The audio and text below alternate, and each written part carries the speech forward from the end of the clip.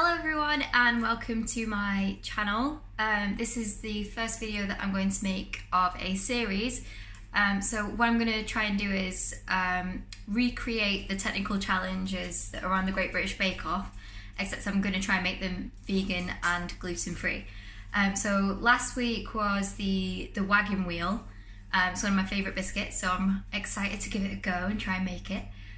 Like I said, everything that I'm going to make is going to be vegan and gluten-free because that is what I am. But if you're not gluten-free, then you can use a wheat flour or, gluten-containing equivalent. And if you're not vegan, then you can question your life choices and morals. So yeah, I'm going to get started. This is the first time I'm ever going to have made a wagon wheel.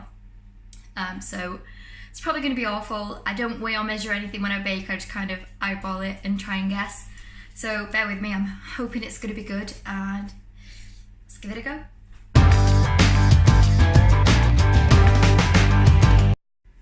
So first of all, I'm going to put in the dairy-free spread, so I'm using Vitalite dairy-free for no particular reason other than this is just the one that they had in the supermarket. So I'm just going to put in, like I say, I don't weigh anything. Just gonna go with that for now. About that much. That's the amount. Okay, next I'm gonna put in some sugar. I'm already feeling like it's probably gonna need more butter, but we'll see. Okay. Ideally, you don't want to burst the bag of sugar all over, but just pour in like about that much. Okay, and then I'm just gonna mix it. Just gonna make it into like a nice butter sugar mixture. So once that's all be mixed together, I'm just gonna add. So this is aquafaba. It's like the liquid. It's the liquid out of a can of chickpeas, which I know sounds super gross, but I mean it's no more gross than an egg, and it's an egg equivalent. So maybe like 1 to 2 tablespoons, I would say. So yeah, that's just going to work like an egg would as like a binding agent. So I'm just going to add that and mix it again.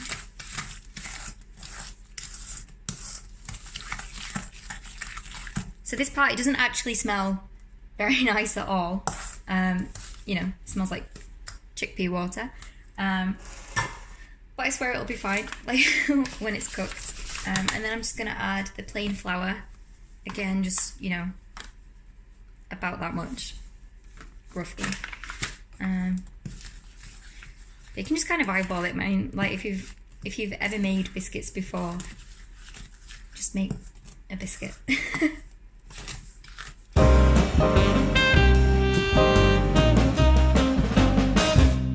I know you can't see it, but I'm going to show you. My dog just came and sat with me. It's just sitting on my feet. Say hi, Milo. Milo says hi, and he supports my endeavours.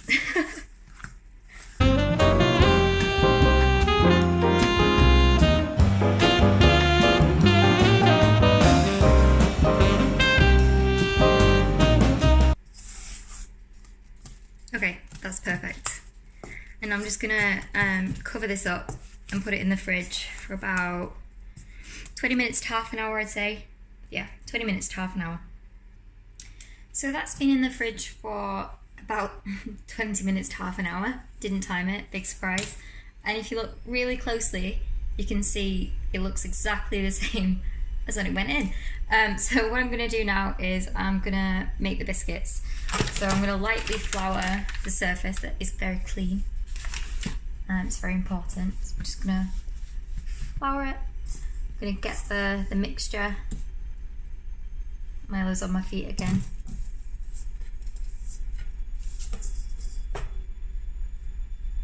I'm gonna pop it down in the flour. I'm gonna like flour the surface of the mixture. And then, because I'm super unprepared, I don't actually have a rolling pin. So I'm gonna use this really old Starbucks drink container. Other coffee house brands are available. So I'm gonna use that to roll it out.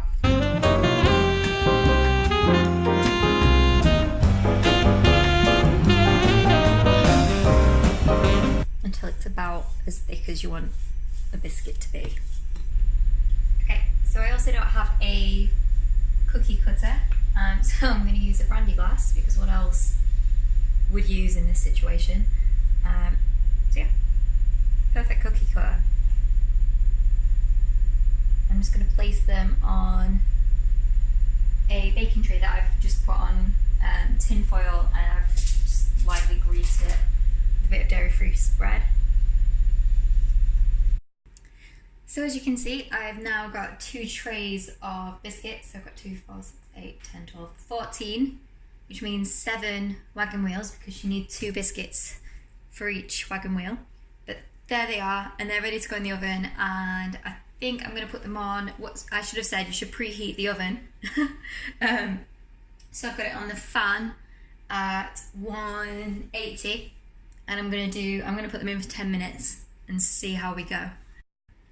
So this is what the biscuits look like straight out of the oven. As you can see, they've started to go slightly brown on the edges. The camera's this way. Slightly brown. They feel like a biscuit, they're solid, sound like a biscuit, they must be a biscuit. Most importantly, there are no soggy bottoms. So I believe this is more or less a shortbread, I guess. So what I'm going to do now is, I've decided not to make the marshmallow, mostly because I'm lazy, but also it's easier, so that is the option I'm going with. If I was to make a vegan version of if I was to make a vegan version of the marshmallow, what I would do is I'd get the chickpea water again, and I would get an electric hand whisk and whisk it, and then gradually add sugar. Basically the same way that you make a meringue, and you can make a meringue, like it's the same, except if you bake it then it turns into meringue. So yeah, just mix chickpea water with sugar and you have marshmallow fluff. It takes a while. You can do the whole, put it over your head test and see that it doesn't fall out. That's when you know that it's ready. Tastes super sweet, really like marshmallow, but for convenience you can use marshmallows. So I'm just gonna, on half of the biscuits, I'm gonna put the marshmallows on, then put them back in the oven just briefly until it melts. And I'm gonna put the jam on the other half. And then it gets the exciting, messy, chocolatey part. But yeah, one step at a time. Let's do the marshmallows. So I've separated them into 7 and 7. I'm just gonna turn them upside. No, I'm not. I'm gonna put them that way up, because I think, it's good for them to have like a solid base. So take that back, and I'm just gonna rip them up, maybe 2 on each, I guess. Yeah, looks marshmallowy enough. Ta-da! Then back in the oven. I'm not really sure how long this is gonna take, so I'm just gonna keep an eye on it and hope for the best. Okay, so while the marshmallow is melting, I don't really want to step away from the oven, so I'm going to get the chocolate melted and ready. So I'm just using 2 135 gram bars of dark chocolate. I'm just using Corp Zone, but you can use whichever you prefer. Check the marshmallow. And so what you want to do to melt it, I mean, you could just put it in the microwave. I'm only doing this because, microwaves aren't that exciting on a YouTube video. This is a bain-marie, so I just boil the kettle, put in about 1 inch of water. In fact, I'm going to get that going now. And then you just put in a heat-proof dish, so you don't want to put like a plastic one, because it'll melt. It's not what you want. You want melted chocolate, not plastic. Yeah, you just get that going. Apparently, Google told me earlier, and by earlier I mean like right before I filmed this, that it's a good idea to not have the water touching the bottom of the bowl. So that's why you only want like a little bit of water in there. Don't know if this is too much. Might not even be enough, but we'll see. Okay, so just on a gentle heat, I'm just gonna let that go. I'm gonna keep stirring it and hopefully it will melt. So interestingly, I've just got the marshmallows out of the oven. You can see they've like swelled, inflated, I don't know, but I guess that's melted. I'm not gonna touch it. I think it's gonna be really hot, so I'm just gonna squish it down with a spoon. So here's the marshmallows. They're quite, actually I was hoping that that was just gonna squish, and it's it's not just squishing. It's not that hot really.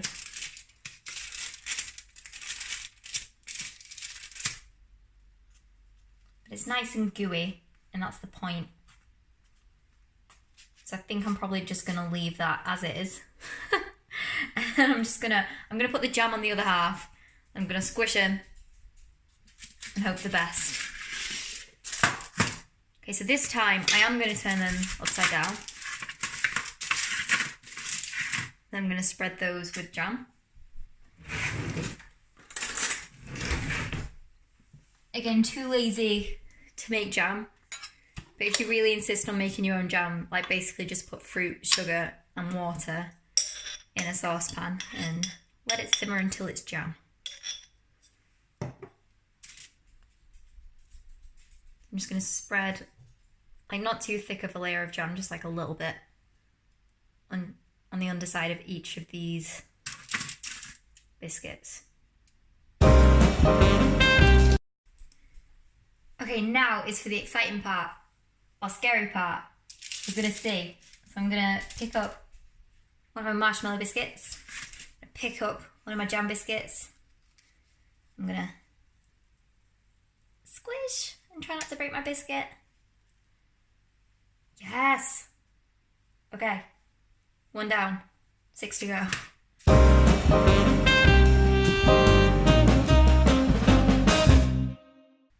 We have a casualty, but it's okay because I'm hoping the chocolate will just, you know, keep it together.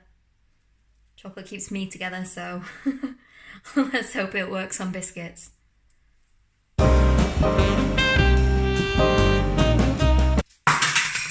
Wagon Wheels, almost done. I'm gonna let them cool. I should have maybe let them cool down before this point. But that's the situation we're in. So I'm gonna let these cool down while the chocolate is melting, and then I'm gonna put it all together. Wish me luck. The chocolate is now melted. It's really hot, so be careful if you're using, well, I suppose it'd be hot, whatever kind of bowl you use, but especially a metal one. So the next step is to cover the biscuits. And this is the bit that I've kind of been a bit apprehensive about because I'm not really sure how I'm gonna do this. But I think I'm just gonna put the chocolate on and hope for the best. So these are still a little bit warm. A couple of them anyway, so I'm just gonna let them cool down a little bit more. And then we'll do the coating and we're gonna be fine. We're gonna get out the other side and they're gonna be amazing. Milo's wishing me luck. He's sitting on my foot right now. Say hi, Milo. Hi, Milo. He's a good boy. He's a good boy. In preparation for the chocolate coating, I've just put some cling film over a plate because then hopefully the biscuits aren't going to stick to anything, like they should just peel off the cling film. So I've just got a like lasagna dish, I guess, and I'm gonna take each biscuit and try and coat it in the chocolate.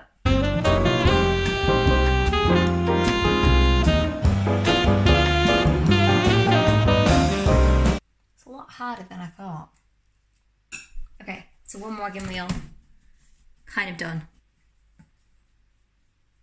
I'm gonna try a different method. I'm just gonna put it in and cover it. Put it in and cover it. Just submerge the biscuit in the chocolate. Well,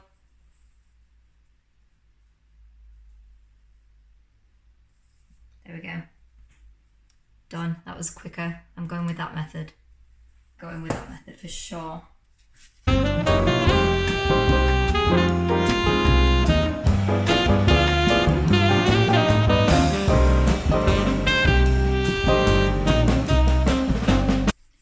learned two things so far. I'm probably not going to have enough chocolate for the last two. There's also not enough room on that plate.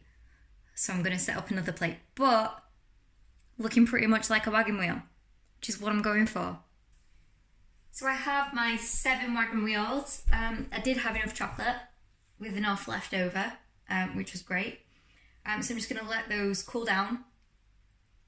Well, I mean, they're already cold, but I'm going to let the chocolate harden. I'm probably going to put them in the fridge. If I can find space, I will let you know.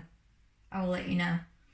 Yeah, so like it definitely turns out that the like submerging the biscuits in the chocolate method is the best for getting an all-round even coating. Mary Berry would be proud. I've just taken the wagon wheels out of the fridge, so I've had them in there for about an hour. And this is the moment of truth. Will they cut? Will they not? Very exciting. So hopefully they're going to peel straight off of cling film. Ah, yes, look at that, look at that. It's all set. Okay, moment of truth, moment of truth.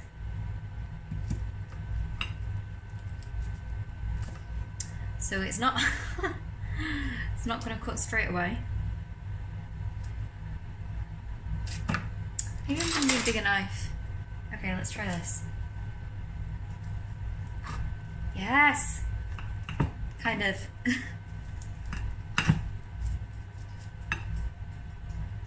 Wagon wheel! So as you can see, it's a lot darker now. So it's taken me a few hours from start to finish. In my defence, all the Great British Bake Off contestants don't have to film, cut and edit in between making their biscuits, so I think I did pretty good. I'm going to try it, see how it is.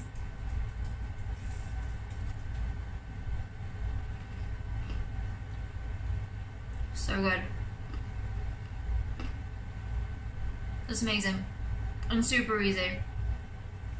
As you can see from the video, I don't like weigh or measure or anything, like literally anyone can do this. It's super easy. The chocolate coating's the hardest bit, but as we've learned together, submerging it in the chocolate, just covering it, is the best way. But that is my gluten-free and vegan wagon wheel. Let me know if you give it a go. Hope it goes more smoothly than mine did. I'm so happy with that.